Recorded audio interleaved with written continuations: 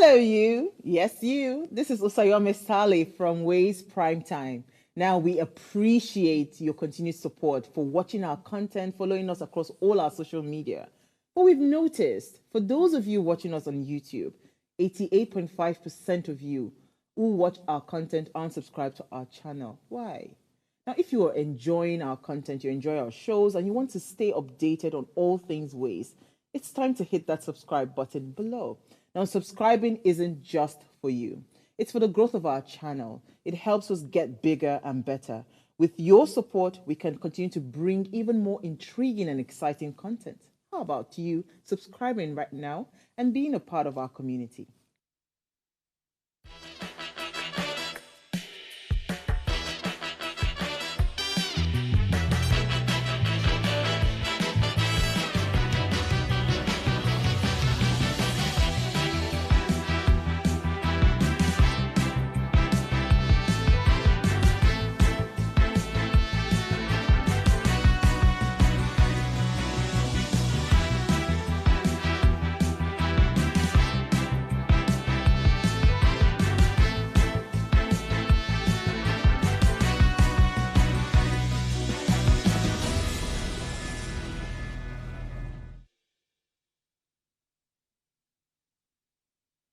Hello and welcome to What Are You Saying?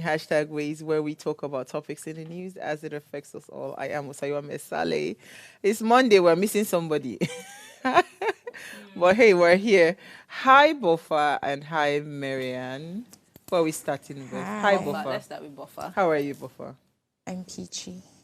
You're waiting? Peachy. What do you mean the meaning of that one? Speak English a bit. It's good. It's very demure. Very cutesy. Very cutesy. Very, very mindful. Oh my God! If I hear that one more time. I'm meditating on the goodness of God. I've been praying for Nigeria, Since they asked you to do it.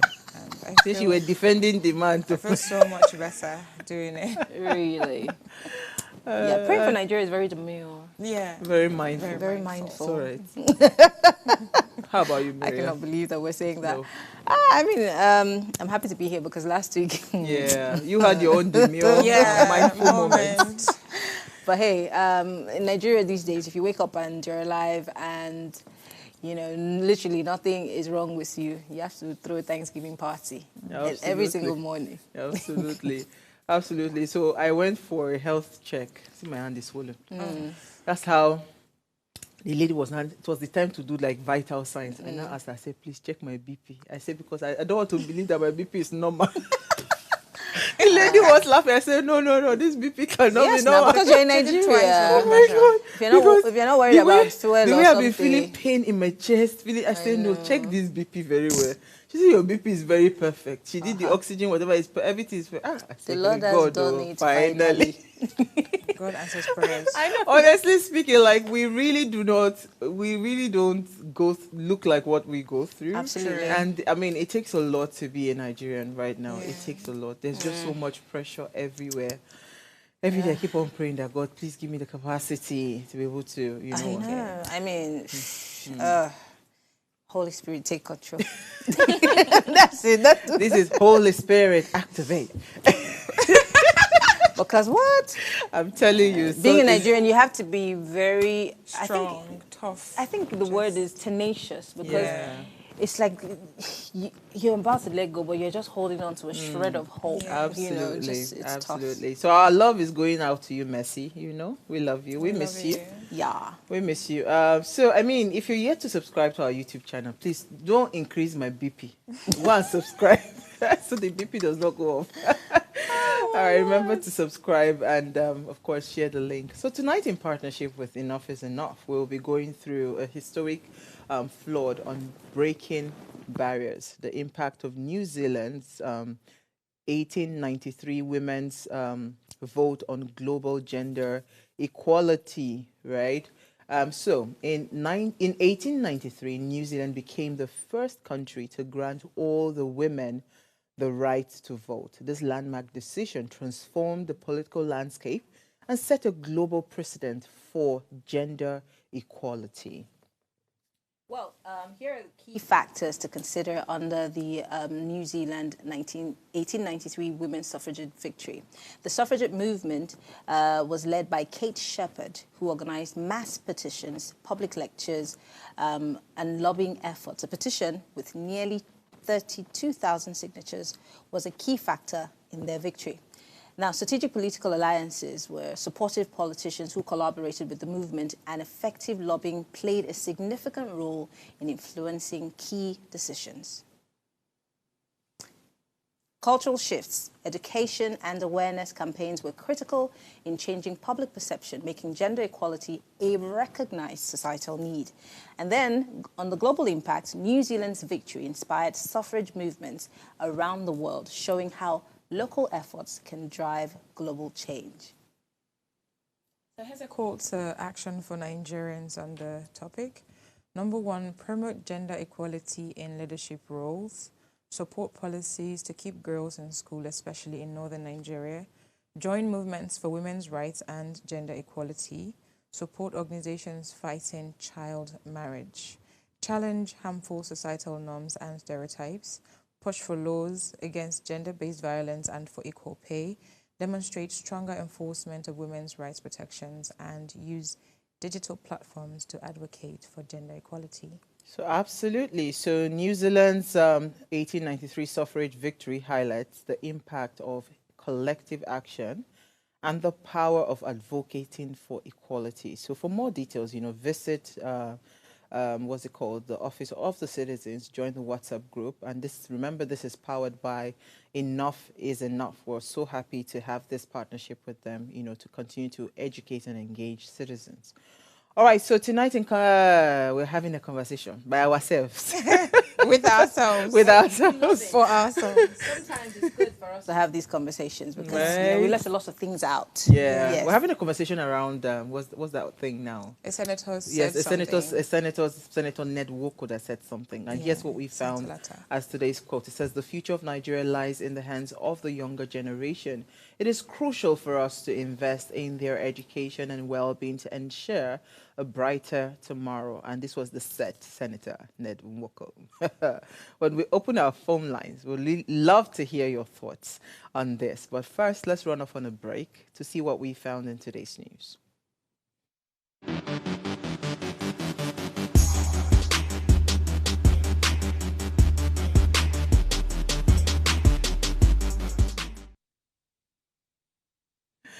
World Coconut Day is observed I know, right? I followed it today.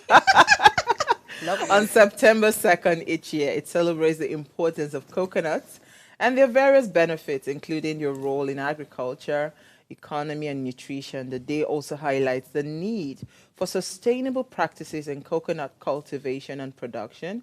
It is an opportunity to appreciate the versatility of coconuts and the positive impact they can have on communities and environments. World Coconut Day was established to raise awareness about coconuts, cultural, nutritional, and economic value.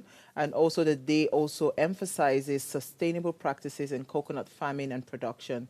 Coconuts are not just delicious, they also offer numerous health benefits, such as rich in vitamins, minerals, and fiber. They contain healthy fats that may improve heart health. Coconut water is a natural electrolyte rich drink, and the fiber is also aids digestion and promote gut health.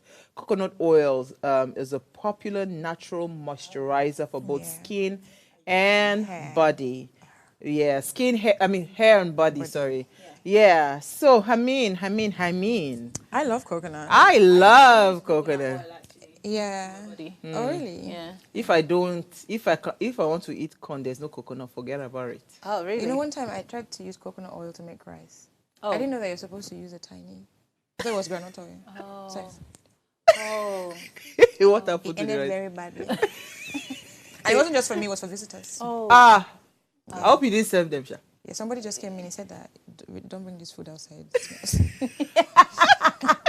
Smells burnt. So there's one thing I've never really liked with coconut. I mean that you make with coconut, which is the coconut rice. Rice, yeah. Really? Oh, no, I love coconut I've rice. seen how deliciously, where maybe my introduction to coconut rice. Yeah.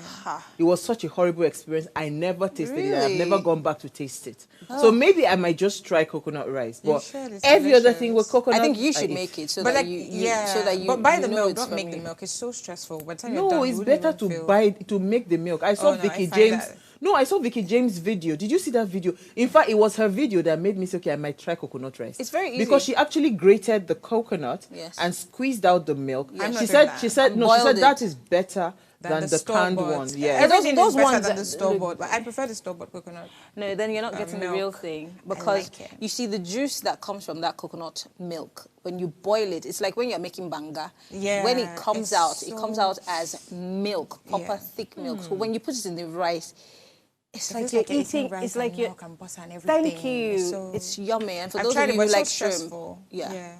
it's tasty. It's the tastiest. You need to go to Vicky James' page and go and see that coconut rice that Vicky she James makes. cooks. Okay, I'm gonna go. Oh, check she it out. cooks, so that's her She's an new. Akwa Ibom girl. That's her new right. hobby since she married her husband. Is to do Cooking. both I love cooking. it. I love to see women cook for No, I love it. their I love families. it. I like She and she does it very well. Yeah. I think she does. The amount of I only protein have a problem in with those food, her putting onions in her fang soup. Okay. it's all right. We are not talking. We're talking coconut rice. Coconut rice, because it's coconut day. All right, let's I'm move just on. All right, so who's starting first? Let me come to you, Bofa. Okay, yes. So my what's in the news is from the horse's mouth. So the NNPC released a statement, and they said the NNPC has acknowledged recent reports in national newspapers regarding the company's significant debt to petrol suppliers. This financial strain has placed considerable pressure on the company and poses a threat to the sustainability of fuel supply. In line with the Petroleum Industry Act, NNPC Limited remains dedicated to its role as the supplier of last resort, ensuring national energy security.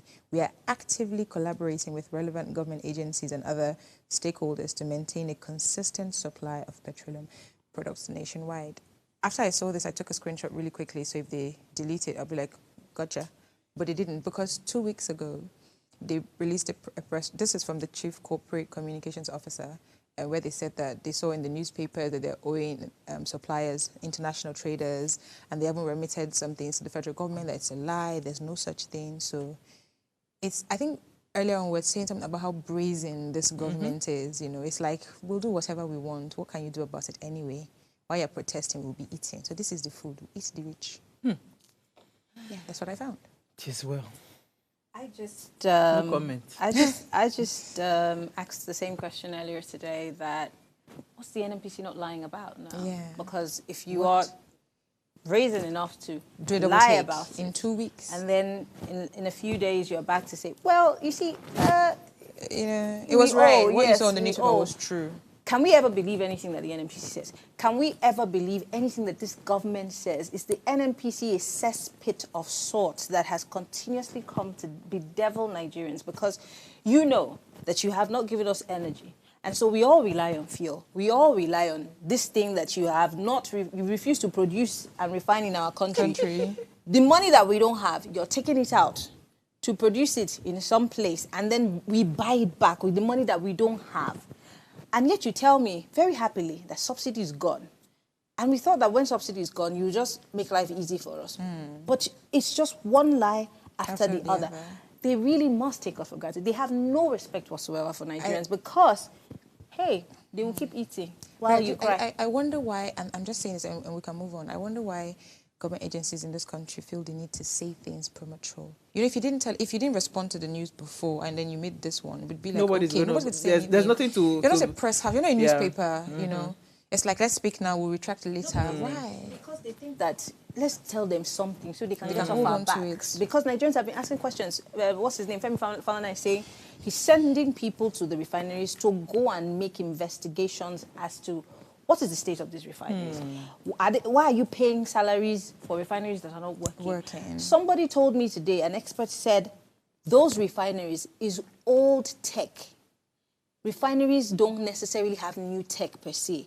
If a refinery was built in 1800, it will still work today because it's the same thing. It doesn't need new tech.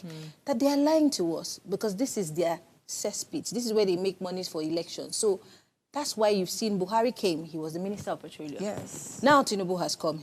He wants to die there. We're not going to go anywhere, unfortunately. See this NNPC matter, eh? I give up. Oh yeah, I'm tired. Well, here's what I found Yeah. in the news. Tinubu directs Defense Minister and military chiefs to move to Sokoto. And this is from an official. This is a story from the Premium Times newspaper. And it's talking about insecurity, obviously. Bello Matawalle being the Minister of State for now. The president has ordered, that's President Bola Ahmed Tinubu. It was president. It was the same thing. Yep. He told them to move. What did he yield? Nothing. Nothing. Exactly. Unfortunately, this government has made security a back burner issue because every day we're talking about fuel, we're talking about yachts, we're talking about plane, we're talking about Ogun and China. There's always, I thought that the Buhari administration was very deliberate with their propaganda, but unfortunately, this administration's propaganda level is, you have to study it in school. You know, today more people were commenting about what Wike said about the PDP and what Oshomole was saying to Obaseki's wife. We all forgot that we came out to protest because we could not buy food, we could not buy rice. The prices have not come down, it's still the same. My brother went to buy rice today. Half bag of rice is 47,000. And that's for short grain. Long grain is about 50-something thousand. And minimum wage is 70,000. And they said they had reduced the price of rice. And do you understand what I'm saying? They're distracting us from all of the most important things. I even feel like this fuel scarcity is actually a distraction because guess what? When the fuel scarcity is escalated, right, and everybody was just worried about, let me just get fuel in my car, and we've forgotten about every other thing because if not, why are we having lingering fuel? And it's so bad. I came out this morning because all through the weekend I just decided, you know what, I need to just be. So I came out a bit, you know, but I didn't really go out in the express. And I noticed that by the time I came out this morning, there was just a hell of a traffic. I just said, you know what, I'll wait it out because I had a doctor's appointment. Let me just wait out and everything. Then I will just go. So by that time I left, I mean, the traffic was a bit fair. It makes no sense. It's just like literally that was, I mean, I was laughing about it, but that was why I had to ask the lady. I want to be sure that my health is in good check because no, you wake up like you see after you suffered to get fuel in your car, you see long queues and all of that. Like those things distort. Yeah. I don't think, I mean, if they open us up as Lagosians, especially people living in Lagos, I don't think we're normal anymore. We're not. It's very sad because you see, I think that our governments are not serious about doing anything for us because why do we have food shortage? Why are we having these problems? It's because you're not dealing with insecurity. You're not. In the areas where the food is produced. Do you understand? And there's flooding right now. Because guess what? Security vote. We've said this thing several times. I'll keep on saying it every time we're discussing security. What's his name? Abacha. They say if insecurity lasts beyond 24 hours, the government hand is in it. That's a fact. Yeah. So that's a political fact. That is my reality. That is what I have accepted. The truth is, we're never going to tell the truth. Why is there insecurity in Zamfara? Because there's gold under the ground. They will keep making it look like there's something bad so people can shift and they will take over the land and continue to mine their gold. So speaking of security, right, I think this is a good way to push it because you have to really be careful what you talk about. Remember the story I had taken about the Canadian-Nigerian woman that was threatening Yoruba and Benin people. The Yoruba part I get. What did we do you? I'm still trying to understand what Benin people did to her. About going to poison them. You know, she's been arrested according to this report. Oh, great! It says she's scheduled to appear in court. She was scheduled to appear in court today, following her arrest by the Toronto police for allegedly making hate-motivated threats against the Nigerian community.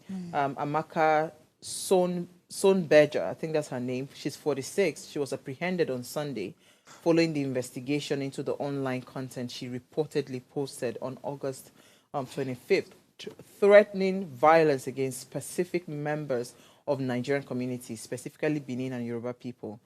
She's charged with uttering threats, and she will face a judge at the Ontario Court of Justice.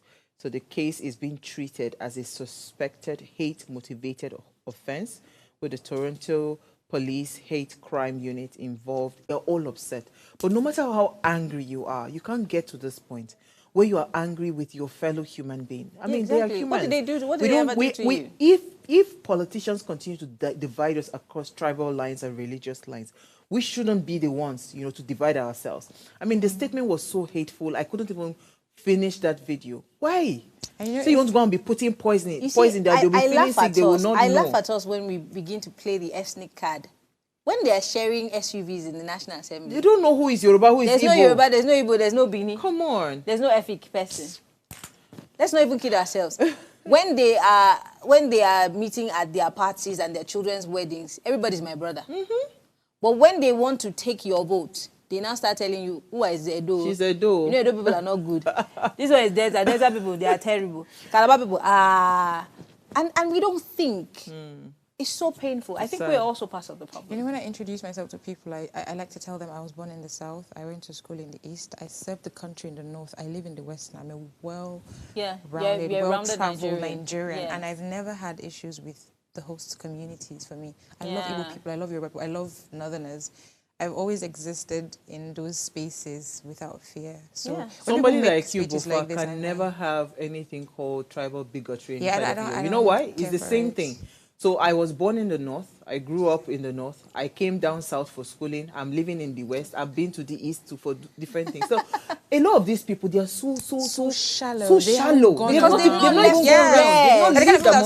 Make I know marry Yoruba. What are you talking? How many Yoruba men have you dated? Do you even know? What are you talking about? It's just so sad. How many do you know? It's just so sad. So, all right, we're going to take a break now. We're taking time like this because it is only us. Pardon us. We'll take a break. Let's address this Ned Nwoko's matter. Stay with us. We'll be right back.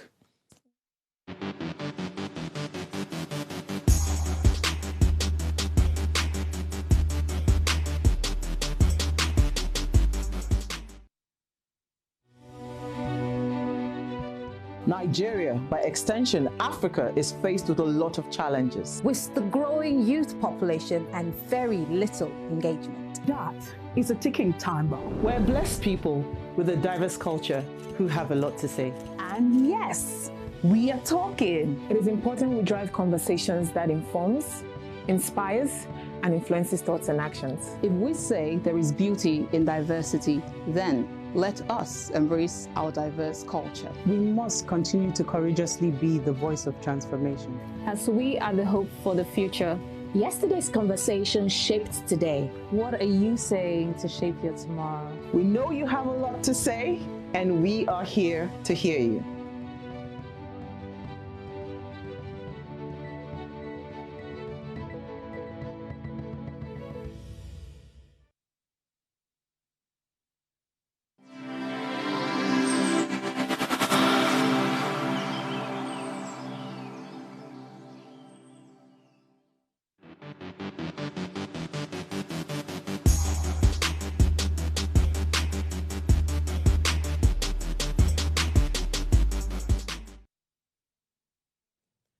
Thanks for staying with us. Now tonight we will be addressing the news from Delta North Senatorial District.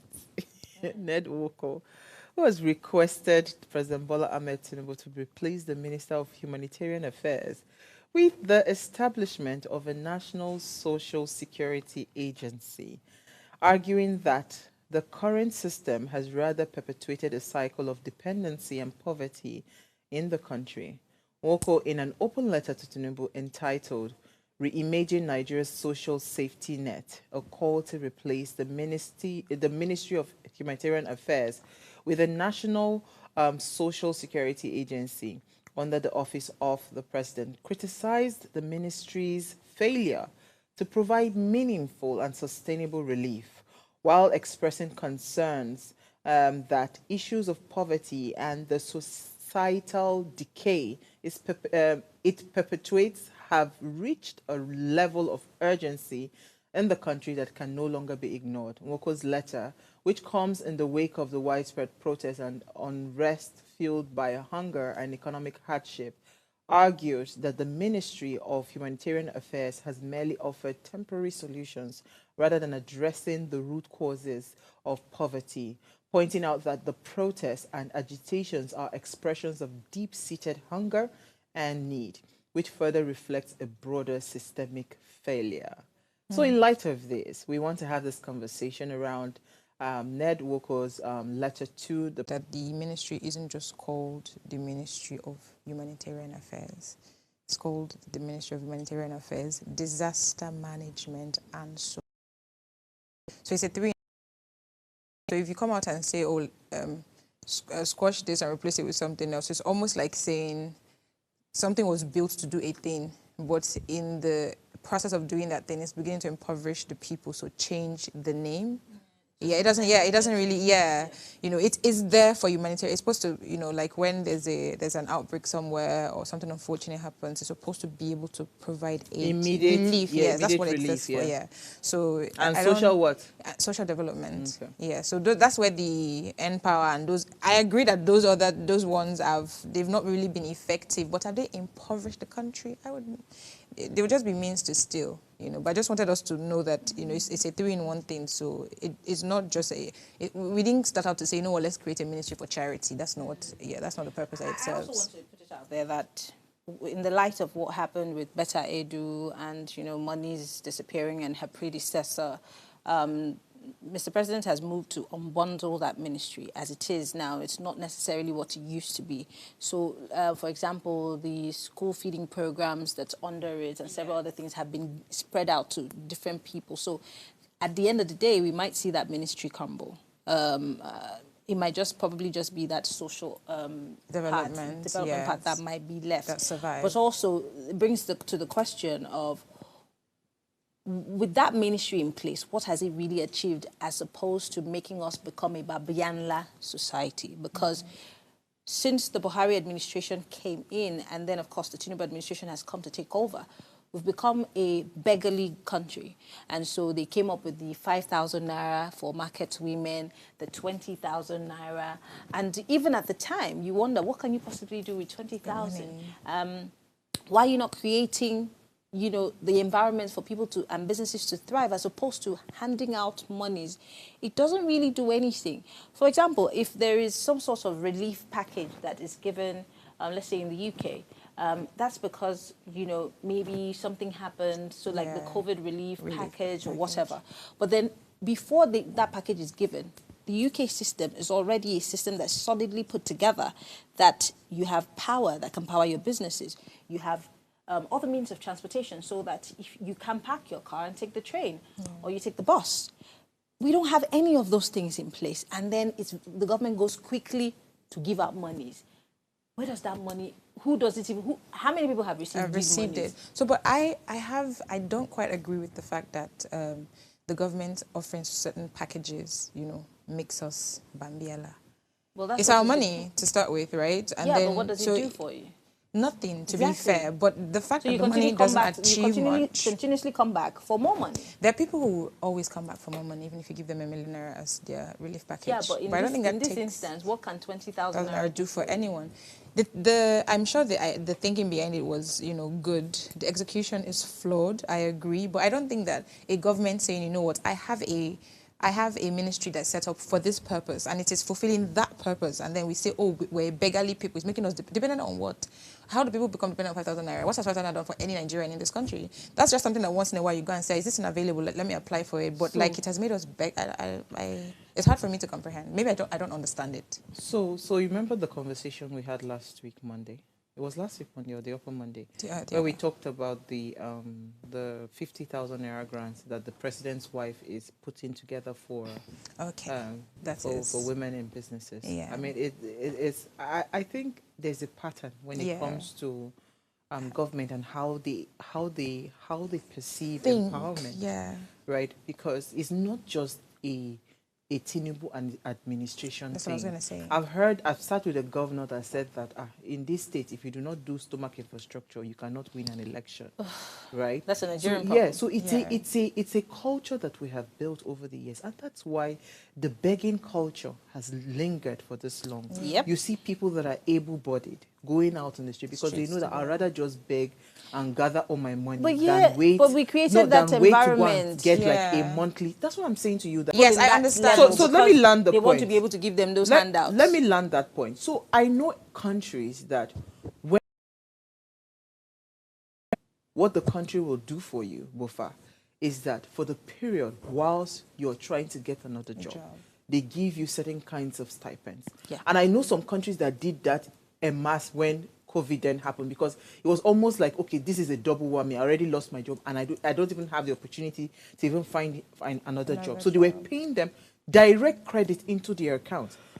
But that is for countries that have statistics of their citizens. They have a structure. They have a structure. Works, yes. So you see, I would not even have had a problem. No. I would not have had a problem if these handouts exist. But if it is structured, where you are coming with Beta Edu is the fact that Beta Edu was alleged to have moved a huge amount of money to a personal account. Yes. Do you understand what I'm saying? Here we just use. Do you know what I'm saying? So even if you want to give societal aids or whatever, or social aids to people, let it be documented. But over and over again, we've seen that in Nigeria, if they say that they are doing empowerment program, right? Be rest assured, if it is 1 billion that has been earmarked for that empowerment, 800 million will go to somebody's pocket. And that remaining 200 million, right? It will still not get to the people. You might end up distributing maybe only 50 million out of that 1 billion. And that's what we do, because there's no proper structure. Yeah, so I hear where Ned Nwoko is coming to say that, oh, let's build social agency. That's why you have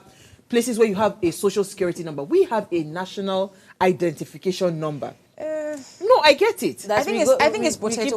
What is it going to do? National, it's like SWAT. What's the other one? SWAT for SWAT and SARS. You know, just because we call it a. See, Nigeria, we're very good at changing nomenclature. Yeah, and then the problem is still it's the same thing with the NNPC now. NNPCL, has it changed its action? Nothing. No, but I wanted to just speak on why I said that it was everywhere.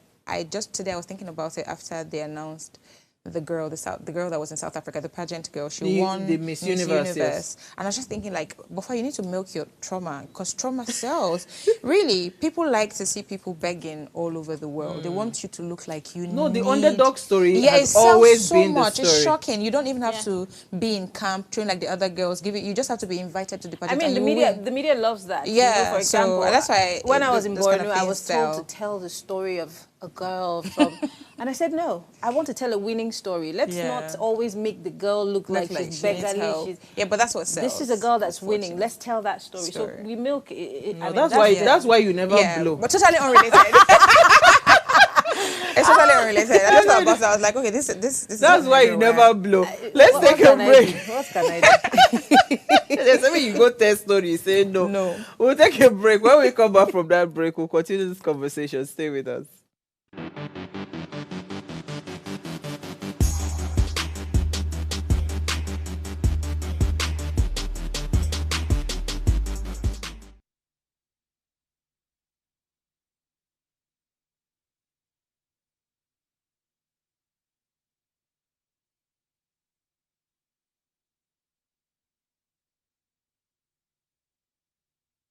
Sorry about this, sirs.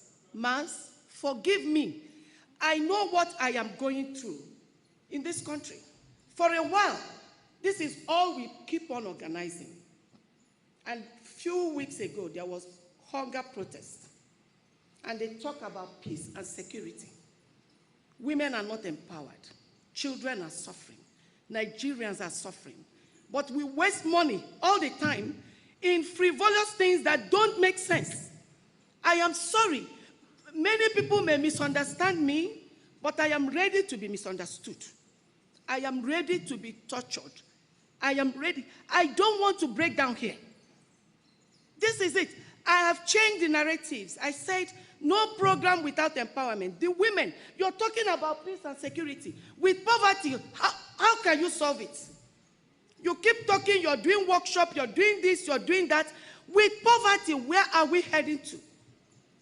And how do we solve that poverty? By directing monies to the wrong channels and don't make any impact on the humans. On those people you want them to change and give you peace. And I've changed narratives. I said that. Now, if you just tuned in, We're having a conversation around Ned Nwoko statement to President Tinubu that is asking him to replace the humanitarian ministry into the social with the social agency. Now, please, let's hear what you have to say. Remember, you can join this conversation. Send us an SMS or WhatsApp to 081 803-4663. Our phone line is also now open. To call us is 0702500749 or 070142422420. Those are the numbers to call. Remember to turn off the volume of whatever device it is that you're watching us from. So when I saw that video, I thought it would be nice to have that conversation and like weave it into this conversation, because again, we've always complained on this table about our government and how they have misplaced priorities, right? Yeah, I understand where Ned Nwoko is going to. It's a good thing, but we're not there yet, right? What we need right now, and I mean, which is what that woman was trying to say. She was saying that, you know, solve the problem of poverty, right? And again, I've seen this several times, right? You want to do an empowerment program. What you're giving us is probably like a 10 million naira empowerment grant. You're organizing the event with 100 million. Doesn't make any sense. Like, you can quietly just do things, right? So where I want us to, you know, if you want to have, since you have the ears of the president as a senator, I would expect that you focus on the things that matter. What are the real challenges today that we have in our country? We have a problem of security. The reason we're having a lot of food crisis within the country is because people are not unable to reach their farmlands. Even for those that have gotten their dividend, you know, like, there's just so many things that is impeding the successful growing and what's called harvesting and transporting of food items, right, to different parts of Nigeria. Those are real issues. So I get you, you know, social agencies and all of that. For as long as the system is not able to track every human being to the point where they know your father, your mother, everywhere you live, we cannot continue to have any of those social relief packages. Because why? It will continue to be a funnel for embezzlement. You will continue to find people stealing money. But when we want to really solve this problem, let us solve security, right? Then security can automatically give people jobs. It will also crush the poverty, what's it called, index. Do you get what I'm saying? I do, and you know, I don't. So when Ned was speaking, so he has like an entire plan. He has a proposal, you know, that he wants the government to execute. And because I know that in both his personal capacity, like as a citizen of the country and as a senator, he's done, you know, a few things here and there. I don't think he's unaware of what the real challenge is. I think he's hoping, you know, that changing the name of this agency or executing differently will also impact other areas. For instance, if you stop giving people handouts and you create a structure and you say, okay, this is the agency, we know you down to where you live. If you want to do a business, I will empower you to do the business. We'll send a bunch of you to the UK, you go to school, you come back here, you know, and then we'll give you some funds to set up. I think that's what he's pushing for. That's the sort of thing that he wants, you know. So a way to also try and push down poverty for a country like ours, and I think for most economies, is you're going to have to look at unemployment. If a bunch of people are unemployed and they have nothing to do, they're likely to become criminals. So if you change the come and take 20,000 naira today, that's not going to do anything for anybody to, you know what, we will send you to school, we will do this. But I remember saying this thing, Bofa, when we had that conversation about the president's wife giving 50,000 naira. I said, why don't we create something? I mean, you create an avenue. I gave the example of the lady that does shea butter in a village in Ghana. What she did was the entire community, she set it up in a way that those women, as they are working for her, they're able to educate their children. They are excited doing the job. So they are doing the shea butter, she's exporting it, and the proceeds from that distance, she's able to give quality education, food, housing for those people. That's Tell one me, person. that's one person. Why can't a government? So, do you get what I'm saying? Yeah. So if you want to propose something, Abba is there. You're complaining every day. The other day, you guys had a conversation on Thursday around fake drinks flooding the market.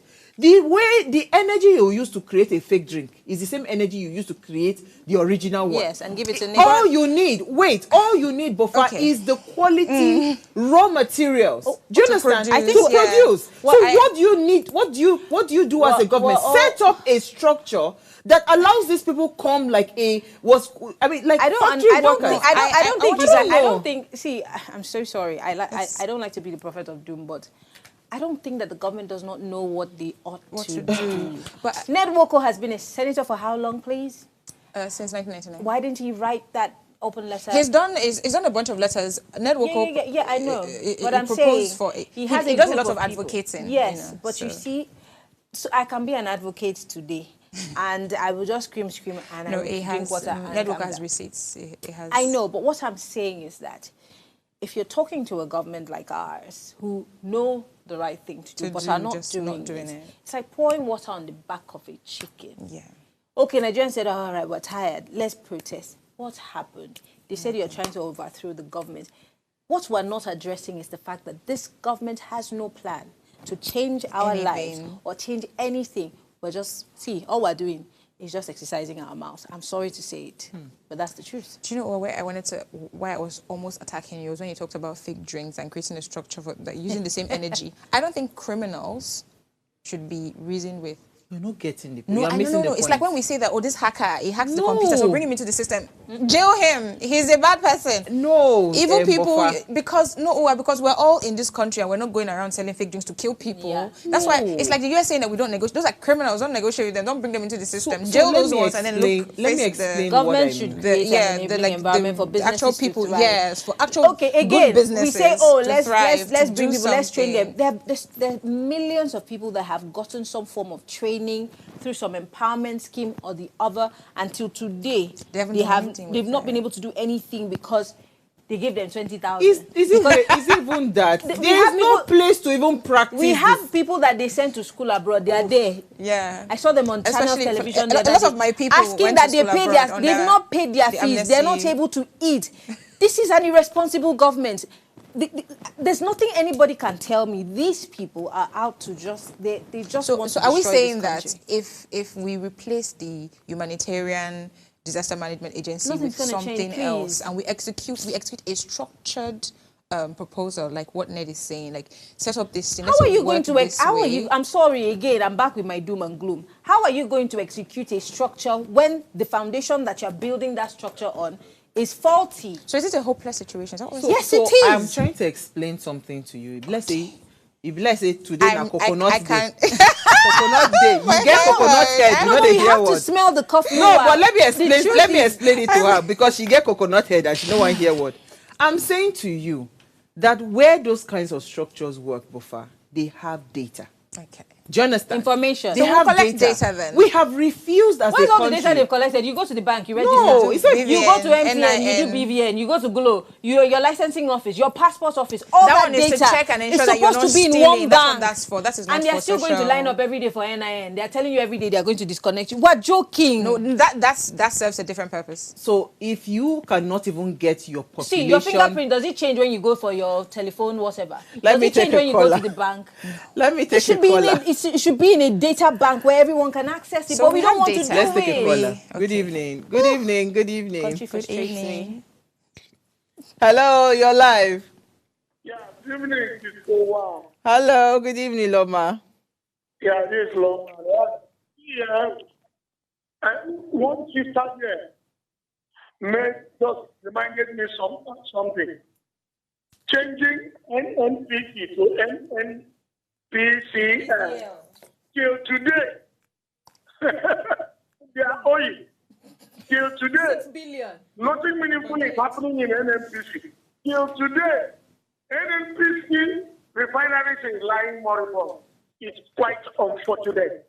Now again, somebody is suggesting, a senator is suggesting to change humanitarian to social agency. I'm telling you, to me, those things are bad downs.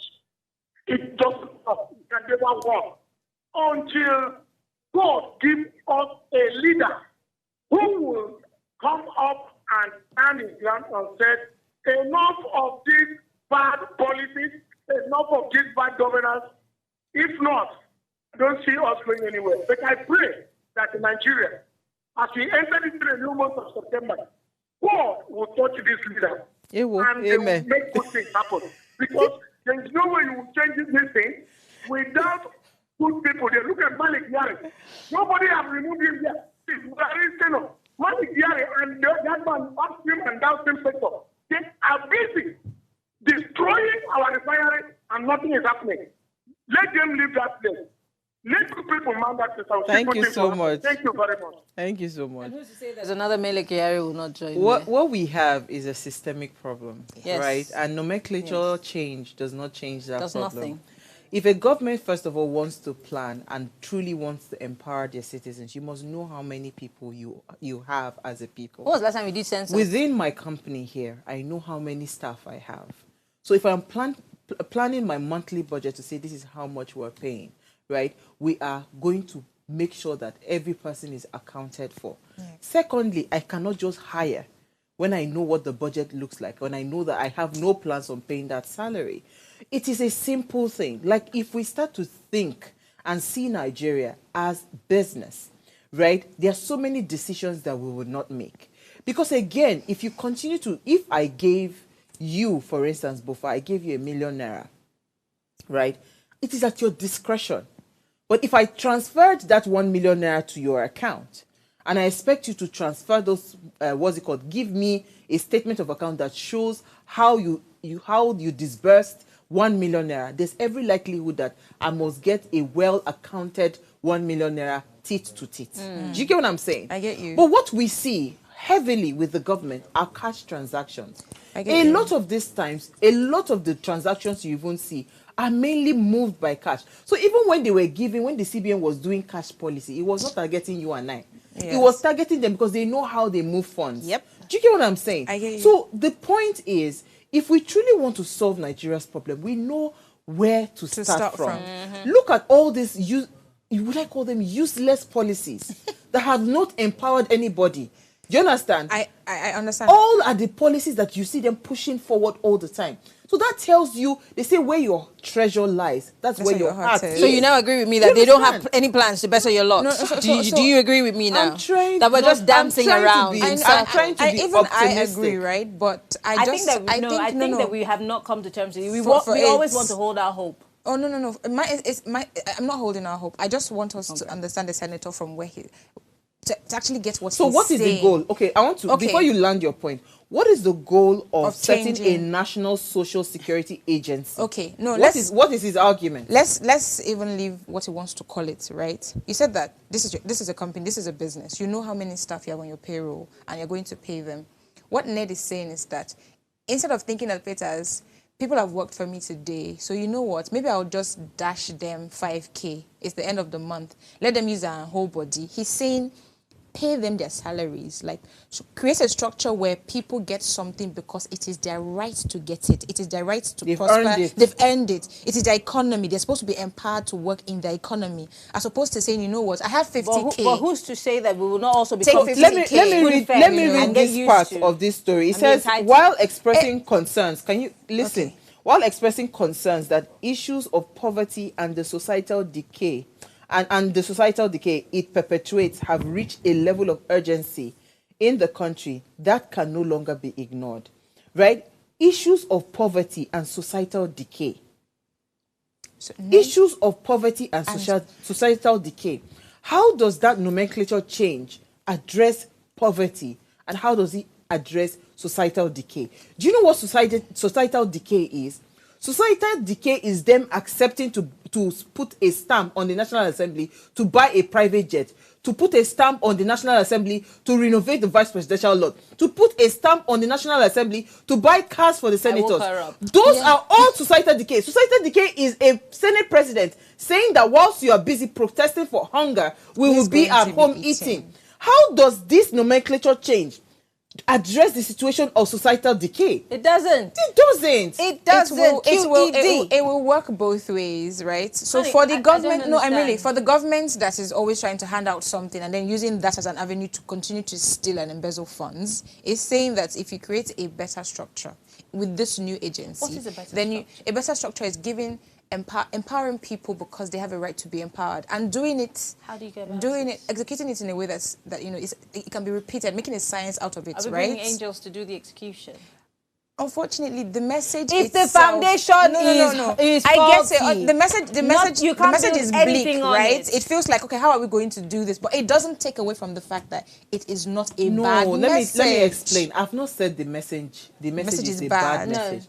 I'm saying that the message does not address the issue that he's pointing to. Do you understand? Really? So Okay, so the name of the organization is not going to help. Look at what the caller said, Loma, about what's that his name? Mele Kyari. Do you understand? Somebody that has been, like, in different quarters, I've heard that man's name when it comes to corruption that is linked to your Senate president's name has come up in different quarters as a corrupt person from time immemorial. And he's Senate president. And so many of your governors members of the National Assembly, shall we begin? Do you know what I'm saying? I was just coming there. I was saying that he's not alone in isolation. There are so many corrupt practices and so many people that have been linked to corruption. Finally, I'm on the same page. Do you get what I'm saying? So the point I'm trying to make with Ned Nwoko, poverty in itself, we know the cause of poverty. Do you understand? We know the cause of poverty. I'm so sorry. I need to say something. It played like a videotape on my, my guest, who's a lawyer in the energy sector, said something today that they make us believe that we are a poor country. But we are not. Because if they don't do that, we will know how much money there is, and then we will know how much they're stealing. Yes. Even at that, they will go and borrow so that it will look like there's no money in the economy. Thank you. But the truth is, we have money. Do you know how much a gold bar goes for in this country, or even outside the country? I buy gold. And people, a whole bar of gold. People are stealing our gold on a daily basis, and they have plagued that region with insecurity. Do you get what I'm saying? Somebody is benefiting from all of this. Yes. Look at what you just said now about the belief that we are poor. You have to give that perception. You remember when this same Senate president, a blog, started bringing out his letters? Immediately, he came out to apologize because they would have brought out all his receipts when he were talking about how all our national funds are going towards his girlfriends and all of that. So I'm saying to you that Senator Ned Nwoko knows the problem, and he knows that it is not this thing he's proposing that's the solution, because even they themselves, they have grown so used to problem. They have grown so used to this system that it will be difficult for them to adjust. Part of why a Peter Obi, for instance, was not supported by a lot of the elites in Nigeria is because the perception he gave all of them was the fact that if I come in, all those pipelines, all those loopholes, all those pipelines will be blocked. So nobody in Nigeria that is benefiting today will tell you that they want to change the system. But sorry, all those people that supported Peter Obi, that Labour Party gave them tickets to the National Assembly. Why didn't they refuse Why didn't they refuse the SUV? Why did they? No, now. Let's not go there. Because I don't understand. Because you are dealing with a corrupt system. I didn't tell you it's an individual. The system is corrupt. That's what I'm saying. So if you want to solve, if Ned Nwoko wants to solve this problem, he needs to address the elephant in the room. Is Ned Nwoko going to forfeit all the benefits that he's getting at the national level? You know when we started this conversation, in the beginning I was so upset. I was like, what sense is coming out again to say another thing, to write another letter, my bro? You're benefiting from the system yourself. No Nigerian politician, no matter how good-willed they are, is ready to stop enjoying what they're enjoying and say, especially if they've done let's it for a all long come time, together and help Nigerians. Let's help Nigerians. So for me, I don't want to have an headache today. I already have a headache. Okay, let's read message, please. Yeah. Okay. Good evening, my dear beautiful sisters of What Are You Saying? Ned Nwoko To Tinubu replaced Humanitarian Ministry with Social Agency. Sister Owa has said it all. She said that we should solve security in Nigeria and give people jobs. That I agree. Your caller made sense by saying that we need a true leader that can take us forward and stop deceiving themselves. There's hunger in the land. My dear beautiful sister Bofamene said that we should not owe salary. We should pay salaries accordingly. We should always put our priorities right for a better Nigeria, but we do not do so, which is very sad. Which is very sad. That societal decay should be put aside. How can someone say that we should be protesting while they're eating? This alone is very disgraceful and embarrassing. My dear, beautiful sister Bofamene, you look so beautiful. God bless you so much. My name is Daniel Elo, where is regular fan. Hi, Daniel. Yeah, we love your cornrow. I mean, it's just I don't know, maybe the reason why I'm so tired of, playing and just, beating about the bushes, because this is I live it every day. Yeah, and I can imagine. I need That's why I was angry. I was saying that I spent 4 years in university analyzing Nigerian politics every morning, 9 a.m. to 10. Yeah. and I'm still doing it. Nothing Oh, well, has changed. I do it. It's my life. Literally, I except I want to be out of the job. But I mean, this is what I do every day. And you know at the back of your mind that these guys are playing us. They're lying bold-facedly to our faces. Yeah. And they make it seem like I want to help you. But in helping me, you want to continue to keep me down. Yeah. Do they want to help? And I think we're also part of the problem. We also. Well, I think Ned's. I think that Ned's heart is in the right place. It's a good thing. I've not disputed. So there's a Ned Nwoko, your heart's in the right place. But we want you What are you willing to give up? That's the question. What are you and your colleagues willing to give up? What are you and your colleagues doing, first of all, before you say, Mr. President, change the name in particular? You know. We don't have that time. We've run out of time.